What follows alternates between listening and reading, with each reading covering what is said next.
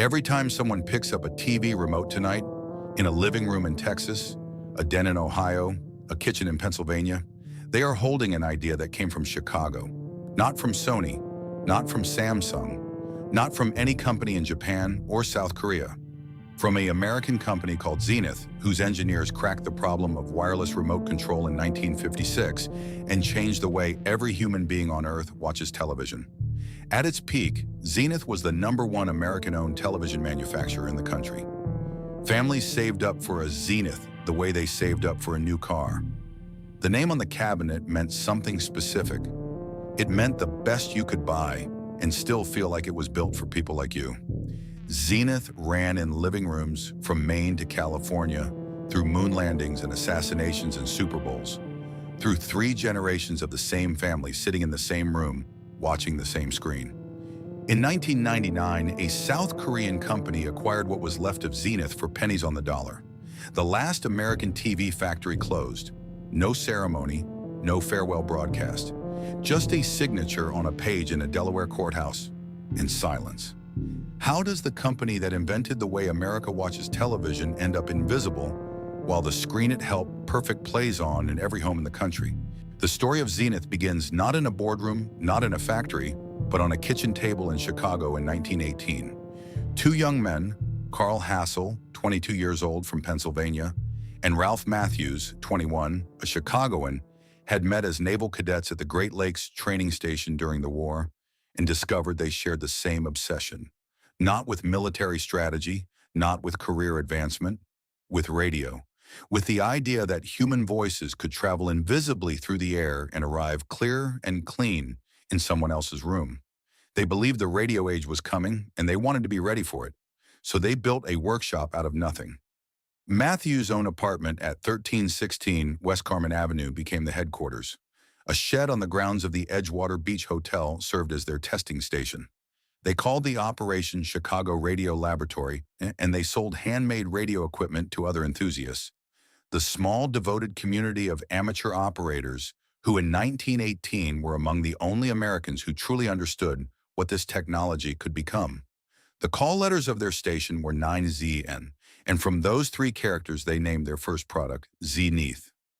Not a brand yet, just a name scratched on a product for people who already knew what they were looking for. The company might have stayed that way, a small workshop serving a niche hobby, if not for a man who walked through their door in 1921. Eugene F. McDonald Jr. was 35 years old, a high school dropout from Syracuse who had talked his way into a fortune as an automobile salesman, served as a lieutenant commander in Navy intelligence during the war, and come home with the kind of confidence that does not ask permission. He had heard his first radio broadcast in 1920 and immediately understood what it was. Not a curiosity, not a toy, but the future of how human beings would communicate. He tracked down Hassel and Matthews, ordered a custom radio for his car, liked what he saw, and decided he wanted in. McDonald brought capital, he brought ambition, and he brought something harder to quantify. A personality so large and so restless that it bent everything around it. He insisted on being called the Commander, a title he had earned in the Navy and never intended to give back. He organized publicity stunts. He drove a car up the steps of the General Logan Monument in Grant Park just to get his photograph in the newspaper. When he became president of the newly formed National Association of Broadcasters in 1923, the same year Zenith Radio Corporation was officially incorporated, it was not because the title suited him. It was because he had decided that the entire radio industry needed someone to run it, and he was the obvious choice. His core belief was simple and uncompromising. Americans deserve products built to the highest possible standard, and they would pay for quality if someone was honest enough to offer it. That belief became Zenith's DNA. In 1927, the company first used the slogan that would follow it for the rest of its life. The quality goes in before the name goes on. It was not a marketing line. It was a statement of intent. And under McDonald, the company built every product as if the man himself would test it personally. Often he did. By the late 1920s, Zenith was no longer a kitchen table operation. It was a real company with real engineers making products that were beginning to matter to a real country. The radio age had arrived just as the two young men from the naval station had believed it would, and something even larger was waiting just beyond the horizon. Picture a living room in 1952, somewhere in the middle of the country, Ohio, Indiana, Illinois, it doesn't matter which. The furniture is arranged the way it never was before television existed. Everything pointed at one corner of the room, toward a cabinet the size of a small dresser. It's screened dark most of the day and glowing at night with a light unlike any light the house had ever seen before. The neighbors have been over twice already to watch. The children have moved their homework to the floor in front of it. The father comes home from work and sits down in his chair and does not move for 2 hours. Something has changed in this house, and everyone in it knows it, even if no one has found the words yet. Zenith sold its first commercial television sets in 1948. They were not cheap. They were not convenient. The tubes required warm-up time. The signal came and went depending on weather and antenna position, and the picture was small and flickering by any standard that would make sense to a person who grew up later. But none of that mattered to the families who saved for months to bring one home, because what it offered was not a picture, it was a window. And the name on the cabinet, Zenith, carried a specific weight. It meant the set had been built by people who took the word quality seriously, who hand-wired their chassis at a time when other manufacturers were looking for shortcuts. The people who bought Zenith sets in those first years knew what they were paying for, and they talked about it. Through the early 1950s, Zenith grew alongside the television industry itself, and the television industry grew alongside American life in a way that had no real precedent. By 1956, 70% of American households had a television set. The living room had been reorganized around this object, and the daily schedule had been reorganized around the living room. Families ate dinner earlier to be finished before the evening programs. Children bargained for an extra half hour before bed. Couples watched the late news together before turning off the lights. The television was not just an appliance.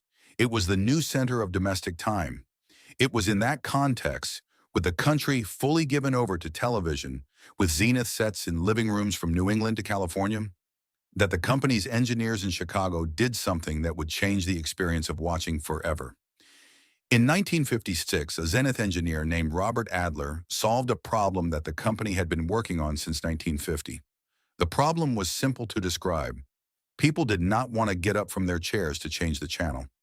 Zenith had tried a wired solution in 1950, the lazy bones, which connected the remote to the television by a long cord. People tripped on the cord. They hated the cord. In 1935, engineer Eugene Polly developed a wireless version called the Flashmatic, which used a beam of light to signal the television. It worked, until sunlight hit the screen and changed the channel by itself. Adler's solution was different from anything that had come before. He used ultrasonic sound, frequencies too high for human hearing, produced not by electronics, but by small aluminum rods struck by tiny hammers inside a handheld unit. No batteries, no light beam, no wire trailing across the carpet. Just 4 buttons on a boxy plastic rectangle, and when you pressed one, there was a soft click and the television responded. Zenith called it the Space Command. It went into production in the fall of 1956, and it was unlike anything the American consumer had ever held in their hands. Early adopters reported that their dogs sometimes reacted to the inaudible tones when the remote was used. The frequency fell within canine hearing range. The Space Command added roughly 30% to the price of a Zenith set because it required 6 additional vacuum tubes inside the television to receive the signal. That cost kept it in premium territory for years, but Zenith reported that it boosted television sales by 40%. The technology was so solid that the company licensed it to RCA and others, and it remained the dominant remote control system in the country until infrared replaced it in the 1980s. A quarter century of unbroken industry leadership from a single invention made in Chicago. What did it mean in 1962 to own a Zenith with a Space Command remote in a house where your neighbors didn't have one yet? It meant you had arrived at something. It meant the future had arrived on your schedule. By the mid-1960s, Zenith's sales had passed $500 million annually. The company employed roughly 15,000 workers across 7 plants in the greater Chicago area, making it one of the largest employers in one of the largest manufacturing cities in the country. The plants ran day and night. The work was skilled. Hand-wiring a television chassis required precision and patience, and Zenith kept doing it by hand long after competitors switched to printed circuit boards because their engineers believed the handmade product was better. The workers believed it too. A man who spent 20 years on the line at Zenith's plant on West Dickens Avenue did not think of himself as an assembly worker. He thought of himself as someone who built something that mattered. In 1969, the company unveiled the Chromacolor picture tube, a patented technology that doubled the brightness of color television images and became the industry standard for picture quality almost immediately. The colors on a Chromacolor set were visibly different from the competition, not subtly different, strikingly, obviously, unmistakably different. By 1972, Zenith was the #1 manufacturer of color television sets in the United States, not among the top 5, not a strong contender. #1, and it held that position for 6 straight years. 3 generations of families knew Zenith by then, grandparents who had bought the first black and white set in 1950, parents who upgraded to color in 1965, children who grew up lying on the carpet watching Saturday morning television on the clearest screen in the neighborhood. The brand had woven itself into the fabric of ordinary American life so completely that most people never thought about it as a brand at all. It was just the television, the good one, the one that lasted. And somewhere in Chicago, in the 7 plants that never stopped running, the workers who built those sets went home each night knowing they had made something the country depended on. For a long time that was true, and for a long time, it looked like it always would be. Growth at Zenith did not happen the way it happened at most American companies of the post-war era. There were no franchise agreements, no licensing deals with regional operators, no contracts handed to middlemen who would assemble cheaper versions of the product and sell them under a shared name. Zenith grew the hard way by building everything itself, controlling every stage of production, and refusing to let anyone else put that name on anything they hadn't made. It was a point of pride. It was also, as it would turn out, a strategic trap. But in the 1960s, it looked like the only sensible way to run a company that had built its reputation entirely on the quality of what came off its own lines. The decade opened with a new frontier. Zenith introduced its first line of consumer color television sets in 1961, entering a market that RCA had been working to develop for the better part of a decade. Color TV was expensive. The sets cost several $100s at a time when a black and white set could be had for a fraction of that, and the programming to justify the investment was still sparse. But the American consumer was ready. Sales of color sets climbed steadily through the early 60s, and Zenith climbed with them, building on its existing reputation for picture quality and reliability to position itself as the color TV worth buying if you were going to spend that kind of money. By the mid-1960s, the company was operating 7 plants across the greater Chicago area, employing roughly 15,000 workers. The Chicago area at that time was responsible for nearly half of all consumer electronics produced in the United States, and Zenith was the anchor of that industrial geography. The plants were not interchangeable assembly warehouses. Each facility made specific components. Picture tubes came from the Rowland Corporation plant the company had acquired. Chassis were wired by hand at the main facilities on West Dickens Avenue and North Costner, and finished sets moved through a distribution network of independent dealers who stocked Zenith and knew its products the way a hardware store owner knows the tools on his shelves. The relationship with those dealers was close and deliberate. Zenith didn't sell through department store chains or mass discounters the way some competitors did. It sold through men and women who had built small businesses around selling and servicing Zenith sets, who could explain the difference between a Chromacolor tube and a competitor's standard picture to a customer standing in a showroom, and who had a financial stake in the brand's reputation holding up. That distribution model worked because the brand's reputation was real. By 1965, every single color television sold in the United States was made by an American-owned company in a domestic plant. Zenith alongside Sylvania, Motorola, Admiral Philco, RCA, and others. The category was entirely American, and Zenith was fighting hard within it for the top position.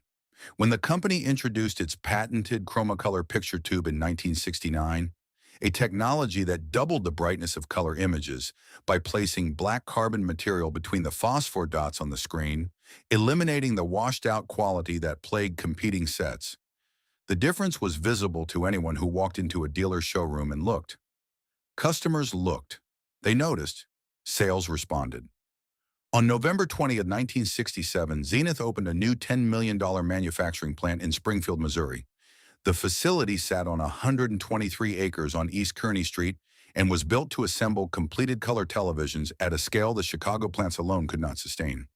Less than 2 years after opening, on October 23rd, 1969, the Springfield plant completed its 1 millionth color television set. The milestone was not just a production figure, it was a statement. Zenith was not a regional brand or a specialty product for buyers who wanted something premium and rare. It was a national manufacturer operating at genuine industrial scale, putting 1 million sets a year out of a single plant in the middle of the country and shipping them to dealers from coast to coast. What made all of this possible, and what made Zenith unusual even among its American competitors, was the company's insistence on hand-wiring its television chassis long after the rest of the industry had switched to printed circuit boards. Circuit boards were faster to assemble and cheaper to produce, but Zenith's engineers argued and genuinely believed that a hand-wired chassis was more reliable, better suited to the heat generated by vacuum tubes, and more resistant to the kind of slow degradation that caused sets to fail years down the road. The slogan "handcrafted quality" appeared in Zenith advertising throughout this period, and it was not simply marketing language. It described a real production philosophy, one that the workers on the line took seriously, and that customers who owned Zenith sets for 15 or 20 years could confirm from personal experience. By 1972, Zenith was the #1 manufacturer of color television sets in the United States. The expansion had worked. The plants were running. The dealers were selling. The name on the cabinet meant exactly what the company had always said it meant. But somewhere in that success, a pressure was building that the production floors and the showrooms and the dealer relationships could not fully absorb. The world outside the Chicago plants was changing at a speed that handcrafted quality alone could not answer. And the first signs of what that change would mean were already arriving, quietly without announcement, on the shelves of stores where Zenith sets had always been the obvious choice. By 1972, Zenith had reached a place that very few American companies ever reach. It was not simply the market leader in its category, it was the category. When a family in the mid-1970s said they were going to buy a television, the question was not whether to consider Zenith. It was whether they could afford the one they wanted. The name had become shorthand for the thing itself, the way certain brand names become so embedded in daily life that they stop functioning as labels and start functioning as language. The peak arrived with numbers that are worth stating clearly once, because they tell the shape of what existed before it was lost. In 1974, Zenith held approximately 25% of the American color television market, the largest share of any single manufacturer, domestic or foreign. The company employed more than 25,000 workers across its plants in Illinois, Missouri, and other states. It was generating over $1 billion in annual revenue. In the 40 years since Eugene McDonald had reorganized a kitchen table radio workshop into a national corporation, the company had grown into one of the most recognized brand names in the United States. Not among electronics companies, among all companies, in all categories, in the country. The media moment that captured Zenith at its height was not a single advertisement or a single broadcast. It was a television special. In September 1972, Zenith sponsored a primetime network program called Zenith Presents, a salute to television's 25th anniversary. The special brought together some of the most recognized names in American broadcasting, Lucille Ball, James Arness, and others, to celebrate 25 years of network television. Zenith was not simply an advertiser on the program, it was the host. The company that had helped bring television into American living rooms had earned the right to stand at the front of the room when television celebrated itself. That is what cultural authority looks like from the inside. For the workers who built the sets, The early 1970s were the years they remembered longest. The plants on West Dickens Avenue and North Costner in Chicago were running full shifts. The Springfield, Missouri facility that had completed its 1 millionth color television in 1969 was producing at a pace that seemed, from inside the building, like it would simply continue indefinitely. A man who had started on the line in 1958 was now a senior assembler, training younger workers, carrying institutional knowledge in his hands that no manual could fully capture. His daughter had just started at the same plant, the family that builds things together. It was not unusual. It was, in those years, the normal texture of working life for thousands of families whose economic identity was bound up with Zenith's continued health. What made Zenith's cultural reach unusual, even compared to other major American brands of the same era, was the way it crossed generational lines without losing its meaning at any of them. A grandmother who had bought a Zenith radio in the 1930s understood intuitively why her son-in-law had bought a Zenith color television in 1968. The name meant the same thing across 30 years and across a complete technological transformation of the product. Quality, reliability, the confidence that what you brought home would work and would keep working long after lesser products had been discarded. Consumer electronics in the post-war era was a category full of brands that burned bright for a decade and then vanished when their one distinguishing feature was copied or surpassed. Zenith was different. It had earned trust across 3 product generations: radio, black and white television, color television, and the trust had compounded rather than diminished with each transition. The geography of Zenith's reach was genuinely national in a way that mattered to the brand's identity. This was not a regional product with national distribution, the way some brands of that era remained rooted in their origin cities long after their physical footprint had expanded. Zenith was in rural homes in Montana, in apartment buildings in New York, and ranch houses in Texas, and Cape Cods in Connecticut. And in all of those places, it meant the same thing. The dealers who sold it, the independent retailers who had built their businesses around the Zenith line, carried that consistency into their showrooms. They knew the product. They believed in it. When a customer walked in uncertain, the Zenith dealer's pitch was not a sales technique. It was a conviction. How many American living rooms had a Zenith at their center? And how many families measured out the years of their lives by what they watched on that screen? By the mid-1970s, the answer was in the millions. The moon landing, the Watergate hearings, the Super Bowls, the Saturday morning cartoons, the evening news that the whole family watched because there was one television in the house and everyone gathered around it. All of it seen through a screen built in Chicago, on a chassis wired by hand, carrying a name that had meant quality since before most of the people watching were born. That was the peak. That was the moment when everything the company had built since 1918 was fully realized. When the promise made on a kitchen table in a Chicago apartment had been kept completely, at national scale, for millions of people across the country. It did not last. Nothing at that scale ever does. But for a decade, roughly from 1968 to 1978, Zenith was exactly what it had always set out to be. And the people who were there, who watched those screens, who built those sets, who sold them and serviced them and carried them into living rooms across the country, knew it. Even then, while it was happening, they knew it. The shadow, when it came from a long way away. And by the time most people could see it clearly, it was already very close. The sets kept selling. That was the problem. When a brand is number one in its category, when its dealers are moving product and the plants are running full shifts and the name on the cabinet still means something to the people standing in the showroom, it is almost impossible to see the floor shifting beneath you. The signals were there in the early 1970s, arriving quietly without drama, absorbed one by one into explanations that made sense at the time. A competitor's set showing up at a lower price point. A dealer calling in to say a customer had asked about something Japanese, a line item in the quarterly numbers that didn't add up the way it should have. None of it looked like a collapse. It looked like ordinary friction in a competitive industry. And so, for a while, it was treated that way. The challenge came from across the Pacific, and it built slowly through the late 1960s before it became impossible to ignore.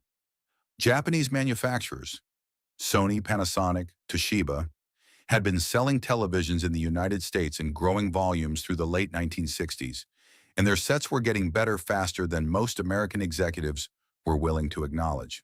Sony's Trinitron tube, introduced in 1968, produced a picture quality that was genuinely competitive with Zenith's Chromacolor.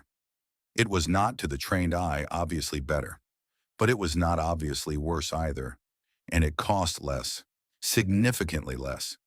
A consumer standing in front of two sets on a showroom floor, comparing pictures and price tags, was doing a calculation that Zenith's decades of reputation and its handcrafted manufacturing philosophy could not always win. The reason Japanese sets could be sold at those prices was not simply a matter of efficiency. American manufacturers, including Zenith, filed complaints with the U.S. Customs Service as early as 1971, alleging that Japanese television companies were deliberately selling sets below cost in the American market, a practice known as dumping, while maintaining higher prices at home, with the explicit goal of driving American competitors out of business. A Department of Treasury investigation in 1971 confirmed that dumping had occurred, and yet the remedies were slow, partial, and persistently insufficient. The legal machinery of trade law moved at a pace that bore no relationship to the speed at which market share was disappearing from American company balance sheets. In December 1970, a suit was filed on behalf of American TV manufacturers against most of the major Japanese television companies. Zenith eventually joined as a co-plaintiff, and the consolidated case, styled in RE Japanese Electronic Products antitrust litigation, sought $900 million in damages. It would drag through the courts for more than 15 years. By the end of 1983 alone, Zenith had spent millions of dollars in legal fees pursuing a case it would ultimately lose. The Supreme Court ruled against Zenith's antitrust claims in 1986. The anti-dumping claims were dismissed the following year. The courts had become a very expensive distraction from the problem the courts were never going to solve. On the factory floor and in the dealer showrooms, the mathematics were becoming difficult to argue with.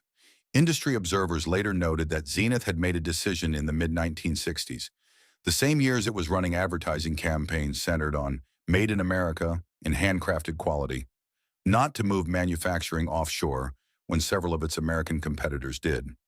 Motorola moved production to Asia in the early 1970s and then sold its television business to a Japanese company. RCA shifted substantial manufacturing out of the United States.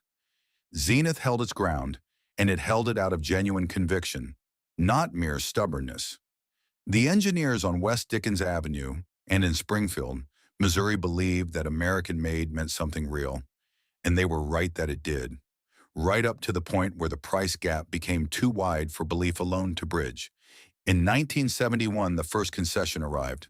Zenith moved some manufacturing operations to Matamoros, Mexico, and to Taiwan. Not the whole production, not yet, but the beginning of a dismantling that the Made in America advertising had made into a credibility problem as well as a financial one. Workers at the Chicago plants understood what it meant. A job transferred to Mexico was a job that wasn't coming back. The plants that had employed 15,000 people across 7 Chicago facilities in the mid-1960s began to thin. The work didn't disappear, it relocated. And the slogan on the television set became a little harder to say out loud. The company's response to the financial pressure was to cut in the one place a technology company can least afford to cut. In 1977, facing mounting losses as Japanese manufacturers continued to undercut on price, Zenith President John Nevin made the decision to cut the research staff roughly in half. Hundreds of engineers and technicians were laid off in a single reorganization. Robert Adler, the same Robert Adler who had invented the Space Command remote 20 years earlier and who had risen to become Zenith's vice president of research, explained the logic to his surviving team in a phrase that has stayed with the people who heard it.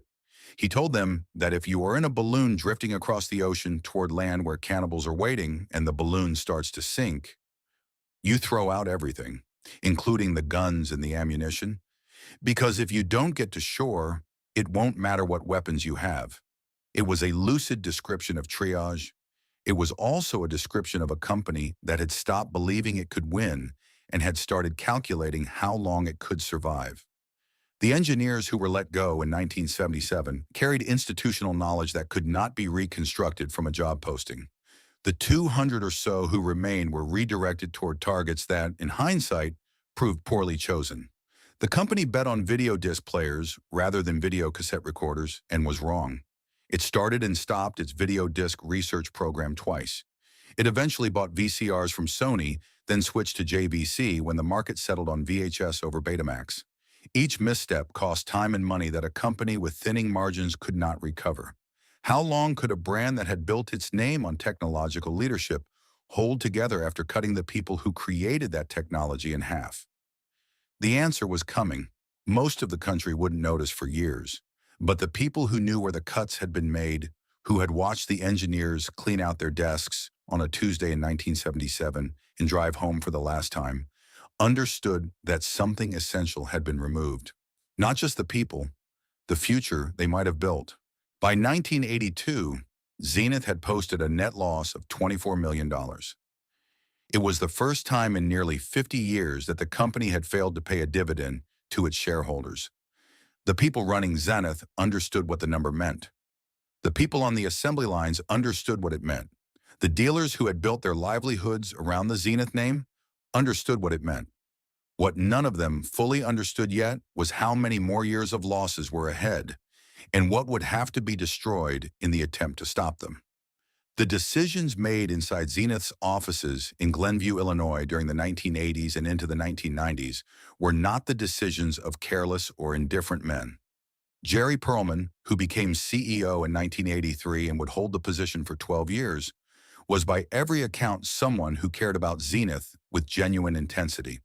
He had spent his career inside the company. He understood its history.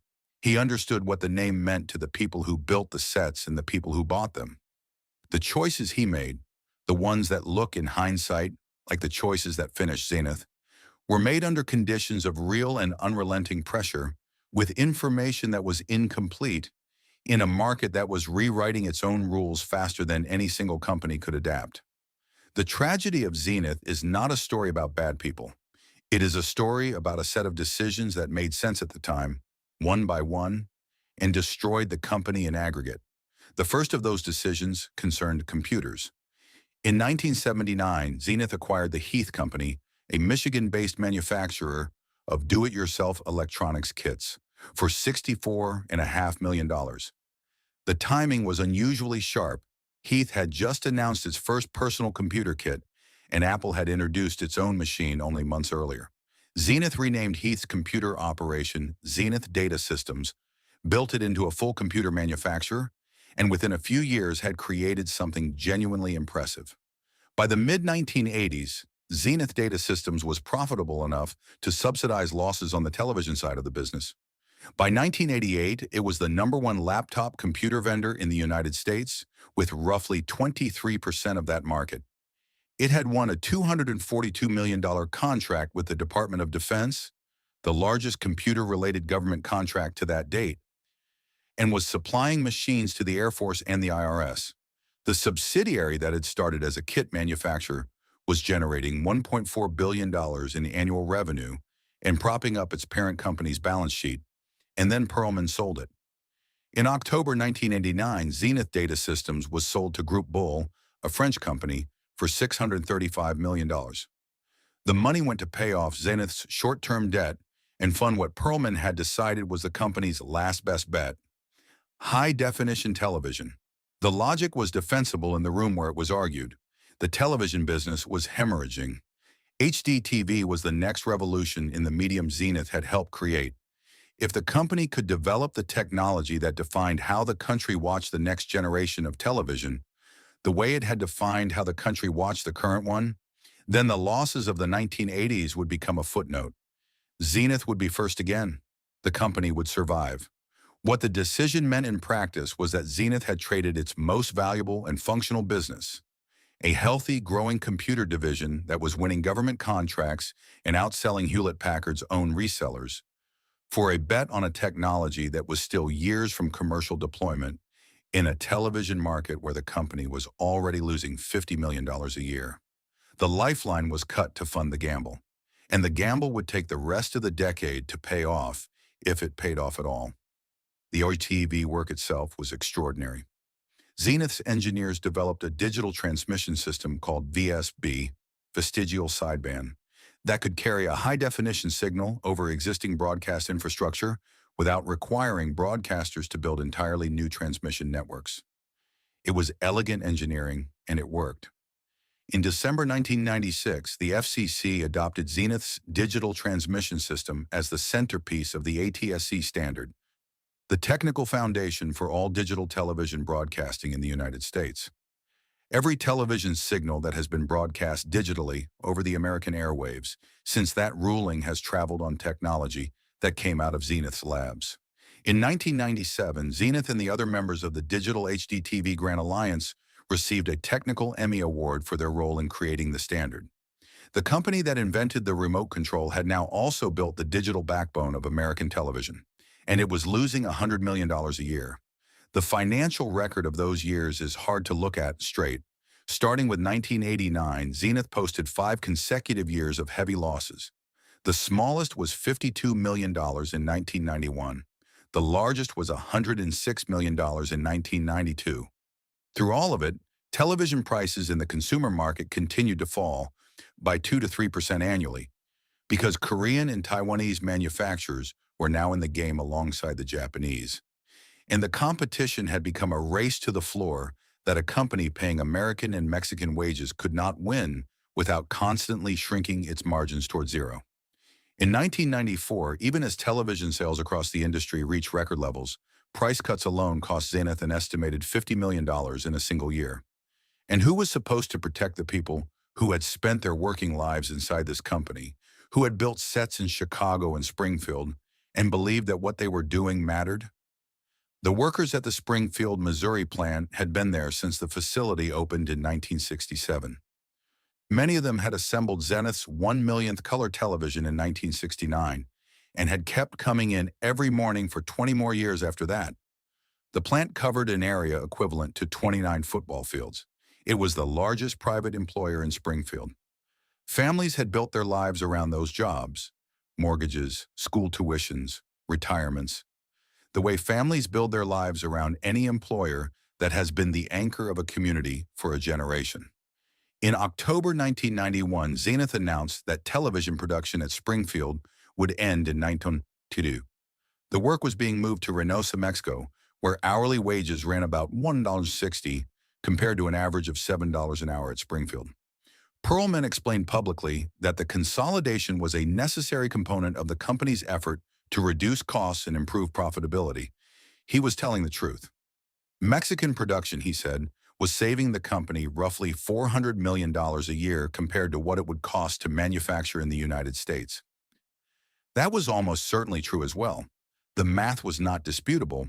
What it meant for the 350 workers in Springfield, most of them earning under $15,000 a year, already at the low end of the American wage scale, was that the work they had done for decades was going somewhere their wages could not follow. In early 1992, assembly at Springfield was reduced by 75%. The plant that had completed its millionth set with pride in 1969 was gone before the end of that year. By 1988, Zenith was the last American-owned television manufacturer still building sets in the United States. Every other domestic competitor had either sold its television business to a foreign company or shut down production entirely. Motorola sold to Matsushita. RCA was absorbed into Thomson of France. GE followed. One by one, across a decade and a half, the American television industry had quietly transferred itself overseas while the public went on buying sets and not asking where they came from. Zenith was the last one standing, and it kept standing partly out of conviction and partly because the HDTV bet demanded that it remain nominally a manufacturer, an American producer, so that it could continue to file anti-dumping complaints against competitors under trade law. When the Springfield plant closed, even that distinction became difficult to maintain. The irony that lived at the center of all of it was this: the technology Zenith had bankrupted itself to develop was genuinely world-class. The ATSC standard that the FCC adopted in 1996 was Zenith's standard. The digital signal traveling into every American television set today rides on architecture built by engineers, in a company that could not afford to sell a single HD TV set before it ran out of money. Zenith had won the technical argument. It had lost everything else.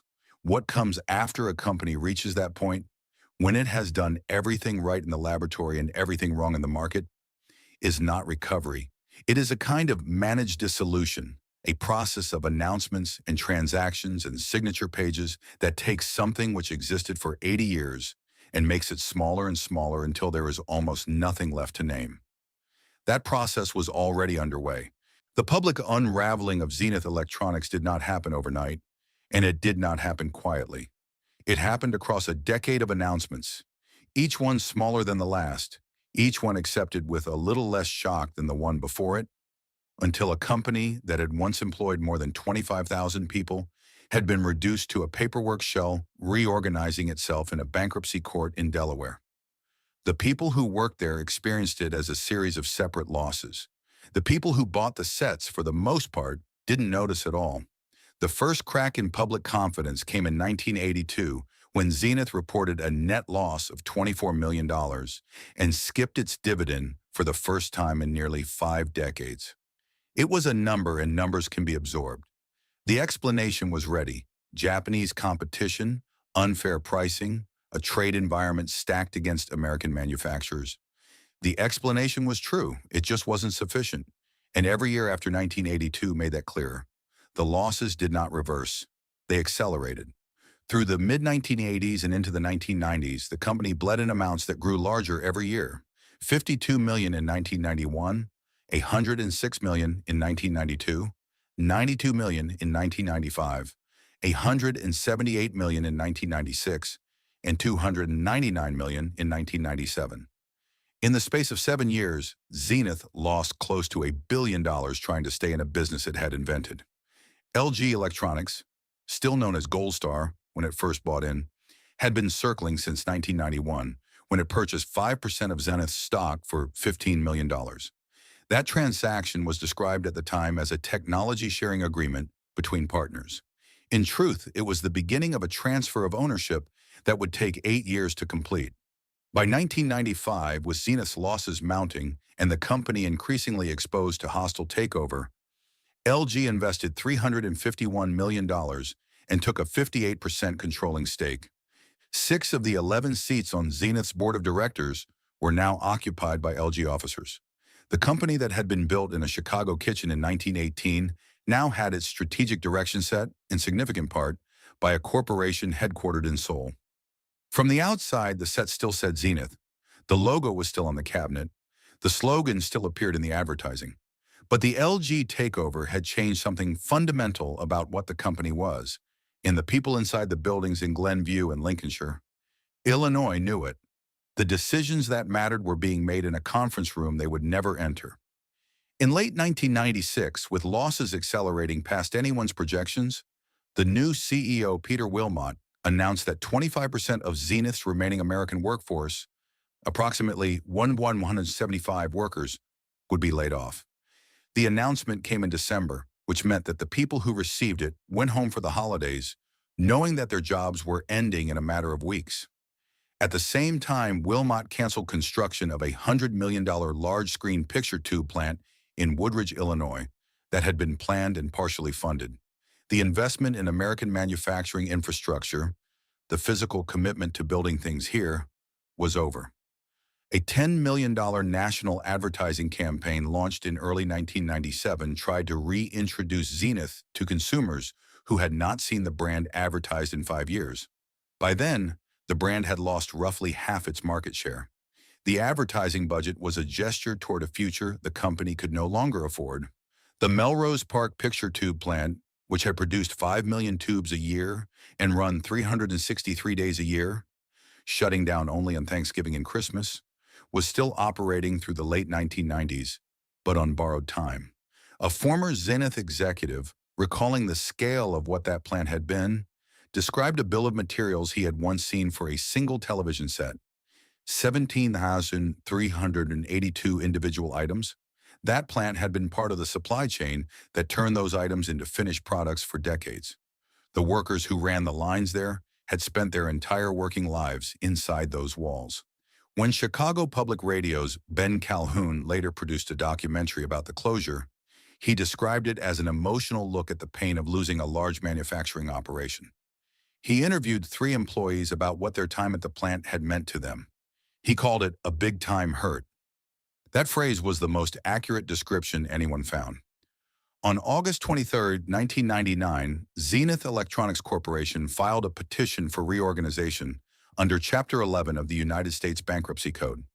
The filing was made in the United States Bankruptcy Court in Wilmington, Delaware. The last foray into new technology, a partnership with the DiVX pay-per-view DVD format backed by Circuit City, had collapsed weeks earlier when DIF shut down after the market overwhelmingly chose the open DVD standard instead. It was a final, characteristic irony. Zenith had bet on the wrong format, again in a technology it hadn't invented, trying to find a foothold in a consumer market it was already losing. The bankruptcy filing was not a surprise. The company had announced a year earlier that it intended to file as part of a long-planned restructuring. The Wall Street Journal reported that existing shareholders would receive nothing. Their shares would be canceled.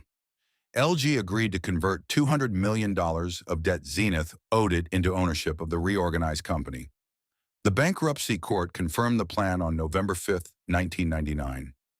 By the end of that year, Zenith was a wholly owned subsidiary of LG Electronics. All of its outstanding common shares, the pieces of the company that American investors had held since it went public, were rendered worthless. The former employees who had worked at Plant Number 1 on West Dickens Avenue in Chicago described the building's final years with a mix of grief and bewilderment. The plant that had once employed 2,500 workers assembling radios and televisions under the iconic silver-sided water tower stood vacant for years after it closed. Neighbors reported that teenagers had begun using it as a hangout. The building had been polluted by decades of industrial use, complicating any effort to redevelop the land. On August 27, 2017, 18 years after the bankruptcy filing, a large fire broke out in the abandoned factory, spreading through the second floor. The Chicago Fire Department posted photographs of firefighters working the blaze on what had once been a production floor, where men and women had built televisions that went into living rooms across the country. The building that the slogan had built, "The quality goes in before the name goes on," went out, in the words of one observer, not with a blaze of glory but with a whimper. What exactly disappeared the day Zenith's last American factory went silent? At one level, the answer was straightforward. A company closed, workers lost jobs, a brand transferred ownership.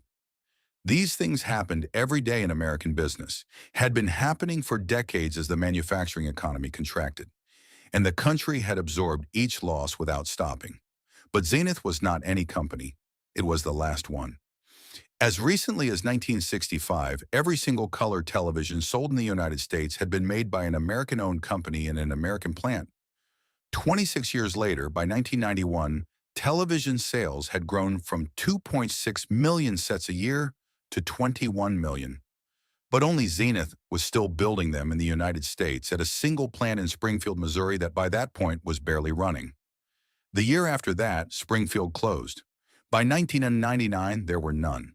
The entire American television manufacturing industry, a sector that had employed hundreds of thousands of workers, generated billions in revenue, and made the United States the country that brought the world into the living room, had transferred itself overseas in the space of a generation, and the last American company standing had just filed for bankruptcy in a courthouse in Delaware. The customers never really saw it happen. Zenith sets were still on shelves in electronics stores through the late 1990s, still carrying the familiar logo, still promising quality before the name. The people who bought them in 1998 were, in most cases, buying a product designed by a company that was already in the process of becoming an LG subsidiary, manufactured in Mexico, and assembled in facilities that had no connection to West Dickens Avenue or Springfield or Melrose Park. The name on the cabinet was still Zenith. The thing the name had pointed to was already gone.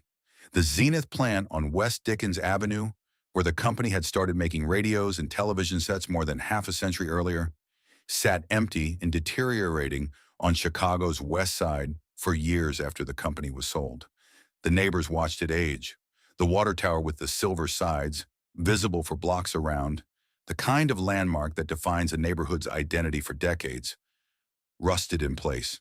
When the fire came in 2017 and burned through what was left, it felt to some people who had worked there like a kind of finality that the bankruptcy filing in 1999 had somehow failed to provide. The legal dissolution of a company is an abstract event. A fire in the building where you spent 30 years of your life is not.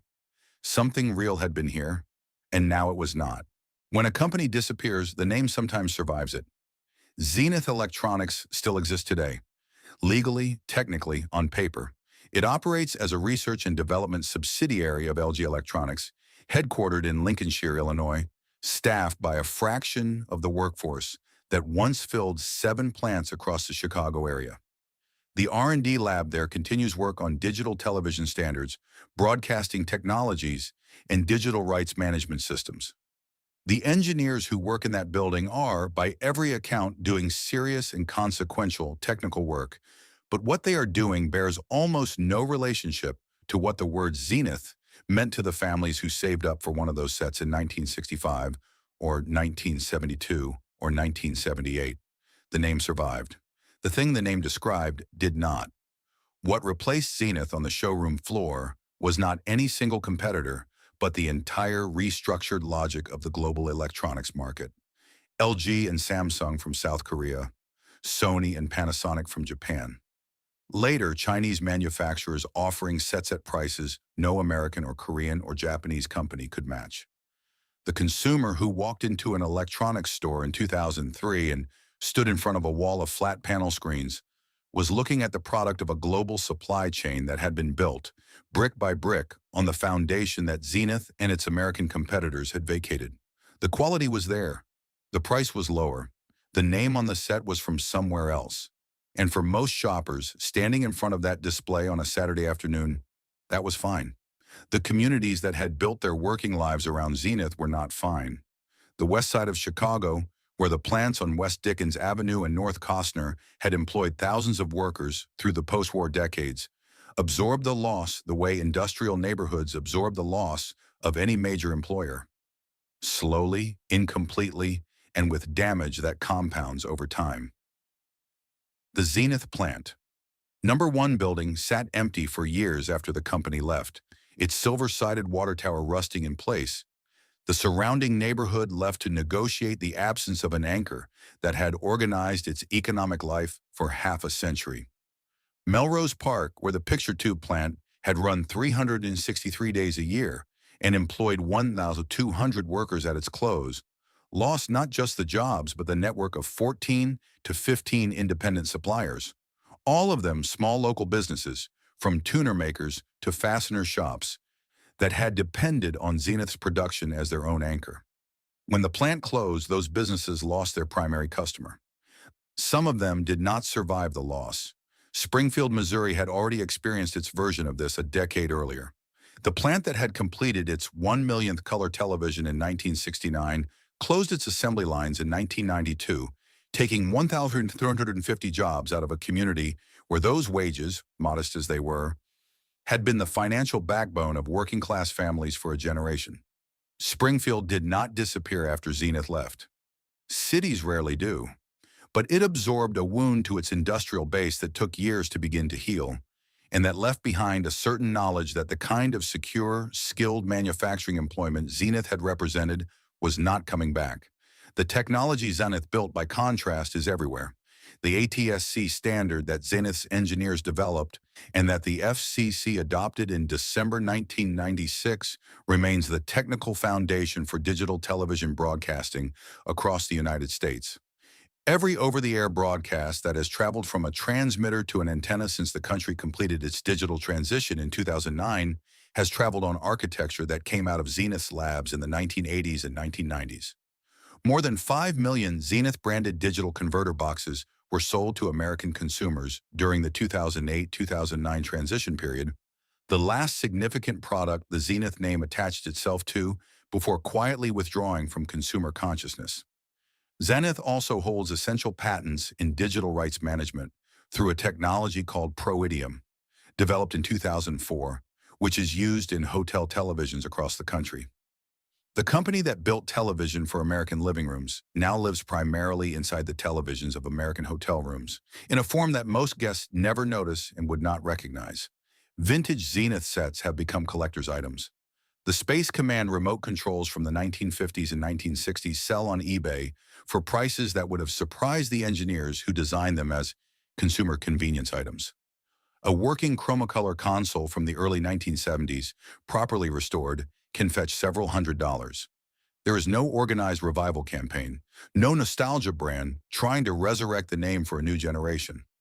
Zenith never became the subject of a relaunch the way some disappeared brands are periodically dusted off and reattached to unrelated products. The name stayed inside LG's corporate structure, doing technical work, invisible to the consumers who grew up with it. What the collapse of Zenith signals, finally, is not a story about one company's failures. It is a chapter in a longer American story about what happens when the industrial capacity to build things, the specific human knowledge of how to take 17,000 individual components and assemble them into something that works and lasts, is allowed to disperse across the globe faster than it can be rebuilt. Zenith did not fail because its engineers were inadequate. It failed because the world's economics changed in ways that rewarded scale and low-cost production more than it rewarded craftsmanship and domestic investment. Other companies adapted earlier and survived. Zenith held on to what it believed in, longer than any of them, and paid the full price for that conviction. What do we lose when the last company that made something stops making it, and nothing in this country ever makes it again? Picture a living room in 1969. It could be anywhere in the country, a suburb outside Cleveland, a neighborhood on the south side of Chicago, a ranch house in Oklahoma, a split level in New Jersey. The room is arranged around a cabinet in the corner, a piece of furniture with a walnut finish, and a screen that glows in the dark with colors that seem almost too vivid to be coming from a box. The family has gathered after dinner. The father has settled into his chair. The children are on the floor, close to the screen, closer than anyone has asked them not to be. The mother comes in from the kitchen and sits on the couch. The room goes quiet in the particular way it goes quiet when the evening news begins. Outside, the country is in the middle of everything. A war, a movement, a moon landing still months away. Inside, the Zenith is on. And for the next hour, this room is the world. That is what Zenith was. Not a product category, not a market position. A presence in the room where American families lived their lives together, night after night, through decades of ordinary evenings and extraordinary ones. The set that was there when the news came. The set that was there on Saturday mornings when the children owned the living room for a few hours before the adults woke up. The set that hummed warmly in the corner while dinner was being finished and everyone drifted toward the light it threw across the carpet. The set that lasted 10 years, 15, in some houses, 25. The technician who repaired them in the 1980s and 1990s said he had never seen a Zenith wear out. He meant it as a compliment to the engineers on West Dickens Avenue who had hand-wired every chassis as if they expected it to run forever. Zenith mattered because of what television itself meant to the generation that grew up with it. It was the first technology that brought the whole country into the same room at the same time. Not metaphorically, literally. On July 20th, 1969, when Neil Armstrong stepped onto the surface of the moon, the people watching in living rooms from Maine to California were watching the same image at the same moment on screens built in Chicago. The medium was the shared experience, and for millions of American families, the name on that screen was Zenith. The company did not just manufacture televisions, it manufactured the window through which a generation watched its own history arrive. There is something important in what the workers who built those sets understood about their own work. Something that gets lost when the story of Zenith is told only as a business history. A television set with 17,382 individual components is not assembled by people who think of themselves as operating a machine.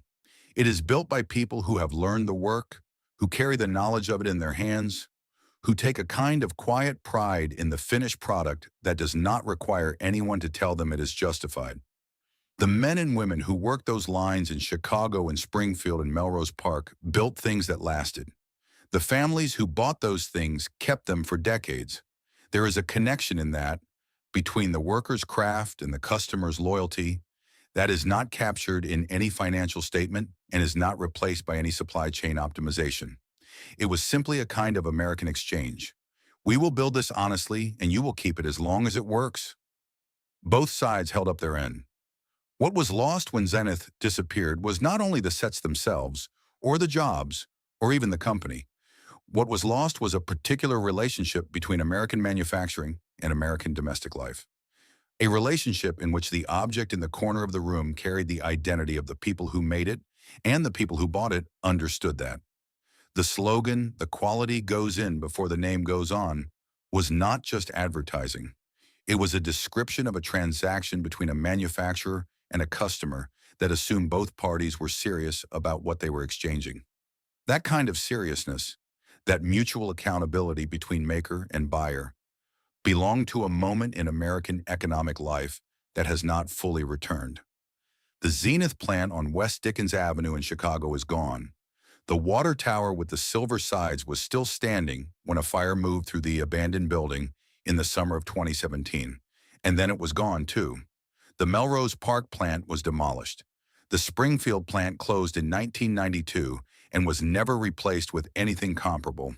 What remains of Zenith is a research office in Lincolnshire, Illinois, and the patents and the standard that every digital television signal in America still travels on. And the sets, the old Chromacolor consoles, the walnut cabinet models from the early 1960s, the black and white sets from 1955 with the cat's eye knobs and the dark maroon cabinet that turn up in garages and basements and thrift stores and still sometimes work.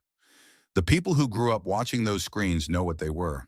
They were built by Americans, for Americans, with a seriousness about quality that was also a form of respect. The name on the front meant the people inside took their work seriously. It meant someone somewhere in Chicago had cared enough to do it right. That is not nothing. It is, in fact, everything.